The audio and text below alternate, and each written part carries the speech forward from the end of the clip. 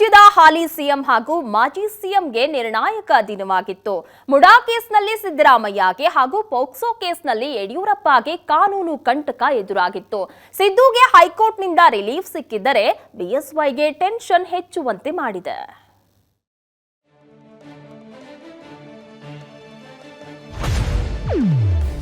ಮುಡಾ ಕೇಸ್ನಲ್ಲಿ CM ಸಿದ್ದರಾಮಯ್ಯಗೆ big relief.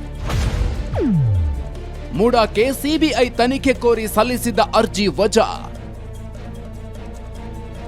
ರಾಜ್ಯ ರಾಜಕೀಯದಲ್ಲಿ ಸಂಚಲನ ಮೂಡಿಸಿದ್ದ ಸಿಎಂ ಕುರ್ಚಿಗೂ ಕಂಟಕ ತಂದಿದ್ದ ಮುಡಾ ಸೈಟು ಹಂಚಿಕೆ ಪ್ರಕರಣದಲ್ಲಿ ಸಿದ್ದರಾಮಯ್ಯಗೆ ಬಿಗ್ ರಿಲೀಫ್ ಸಿಕ್ಕಿದೆ. ಕಾನೂನು ಹೋರಾಟದಲ್ಲಿ ಸಿದ್ದರಾಮಯ್ಯಗೆ ಅತಿ ದೊಡ್ಡ ಗೆಲುವು ಸಿಕ್ಕಿದೆ. ಮುಡಾ ಕೇಸ್ನ ಸಿಬಿಐ ತನಿಖೆ ಕೋರಿ ದೂರುದಾರ ಸ್ನೇಹಮಯಿ ಕೃಷ್ಣ ಸಲ್ಲಿಸಿದ ಅರ್ಜಿಯನ್ನ ಹೈಕೋರ್ಟ್ ವಜಾಗೊಳಿಸಿದೆ. ಈ ಮೂಲಕ ಸಿಬಿಐ ತನಿಖೆ ಕುಣಿಕೆಯಿಂದ ಸಿಎಂ ಸಿದ್ದರಾಮಯ್ಯ ಪಾರಾಗಿದ್ದಾರೆ.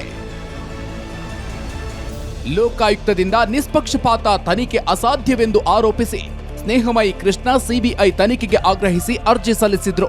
ಸ್ನೇಹಮಯಿ ಕೃಷ್ಣ ಸಲ್ಲಿಸಿದ್ದ ಅರ್ಜಿ ವಜಾಗೊಳ್ಳಲು ಕಾರಣಗಳೇನು ಅಂತ ನೋಡೋದಾದ್ರೆ, ಲೋಕಾಯುಕ್ತ ಸ್ವತಂತ್ರ ಸಂಸ್ಥೆಯಲ್ಲ ಅಂತ ಕೇಸ್ ಸಿಬಿಐಗೆ ವಹಿಸಲಾಗದು. ಲೋಕಾಯುಕ್ತ ಮೇಲೆ ಒತ್ತಡ ಹೇರಲಾಗುತ್ತೆ ಎಂಬ ವಾದ ಒಪ್ಪಲಾಗದು. ಮುಡಾ ಕೇಸನ್ನ ಸಿಬಿಐ ತನಿಖೆಗೆ ಒಪ್ಪಿಸಲು ಯಾವುದೇ ಕಾರಣಗಳಿಲ್ಲ. ತನಿಖೆ ಬಗ್ಗೆ ಅರ್ಜಿದಾರರ ಅನುಮಾನಗಳಿಗೆ ಸಿಬಿಐ ತನಿಖೆ ಪರಿಹಾರವಲ್ಲ. ಮುಡಾ ಕೇಸ್ ತನಿಖೆ ಸಿಬಿಐಗೆ ವಹಿಸೋದು ತಪ್ಪು ನಿರ್ಧಾರವಾಗುತ್ತೆ. ಮುಡಾ ಕೇಸ್ನಲ್ಲಿ ಲೋಕಾಯುಕ್ತ ತನಿಖೆ ಸಿದ್ದರಾಮಯ್ಯ ಪಕ್ಷಪಾತಿಯಾಗಿಲ್ಲ. ಲೋಕಾಯುಕ್ತ ಸಿದ್ದರಾಮಯ್ಯ ಪರವಾಗಿದೆ ಅನ್ನೋದಕ್ಕೆ ಯಾವುದೇ ಸಾಕ್ಷಿಗಳಿಲ್ಲ ಅಂತ ಹೈಕೋರ್ಟ್ ಅಭಿಪ್ರಾಯಪಟ್ಟಿದೆ. ಸಿಎಂ ವಿರುದ್ಧ ಸುಪ್ರೀಂ ಕೋರ್ಟ್ನಲ್ಲಿ ಕಾನೂನು ಹೋರಾಟ.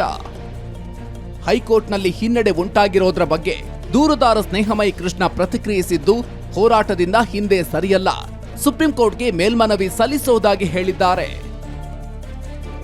ನಮ್ಮ ಅರ್ಜಿ ವಜಾ ಆಗಿದೆ ಅಂತ ತಿಳಿದು ಬಂದಿದೆ.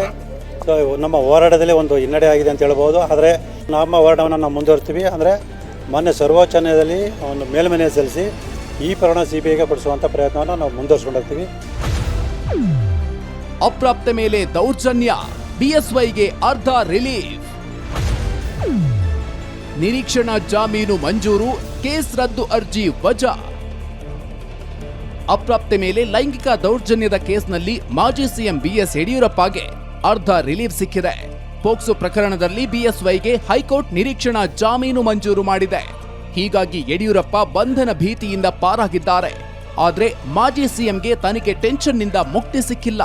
ಕೇಸ್ ರದ್ದು ಮಾಡುವಂತೆ ಕೋರಿದ್ದ ಬಿಎಸ್ವೈ ಅರ್ಜಿಯನ್ನ ವಜಾ ಮಾಡಲಾಗಿದೆ. ವಿಚಾರಣಾ ಕೋರ್ಟ್ ಕಟಕಟೆಯಲ್ಲಿ ಪೋಕ್ಸೋ ಕೇಸ್ ಇತ್ಯರ್ಥ ಆಗಲಿ ಎಂದಿದೆ ಹೈಕೋರ್ಟ್. ಅಷ್ಟೇ ಅಲ್ಲ, ಕೋರ್ಟ್ ಅನುಮತಿಯಿಲ್ಲದೆ ಬಿಎಸ್ವೈ ಬೆಂಗಳೂರು ಬಿಟ್ಟು ಹೋಗಬಾರದು ಎಂಬ ಷರತ್ತು ವಿಧಿಸಲಾಗಿದೆ. ಹೈಕೋರ್ಟ್ ಆದೇಶದಿಂದ ಸಿಎಂ ಸಿದ್ದರಾಮಯ್ಯಗೆ ಸಿಬಿಐ ತನಿಖೆ ಭೀತಿ ಇಲ್ಲವಾಗಿದೆ. ಆದ್ರೆ ಬಿಎಸ್ವೈಗೆ ಪೋಕ್ಸೋ ಕೇಸ್ ಟೆನ್ಷನ್ ಮುಂದುವರಿಯಲಿದೆ.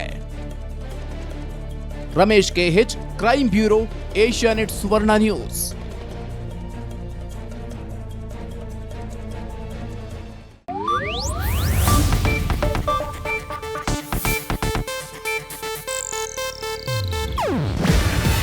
ಇದು ಏಷ್ಯಾನೆಟ್ ನ್ಯೂಸ್ ನೆಟ್ವರ್ಕ್ ಪ್ರಸ್ತುತಿ.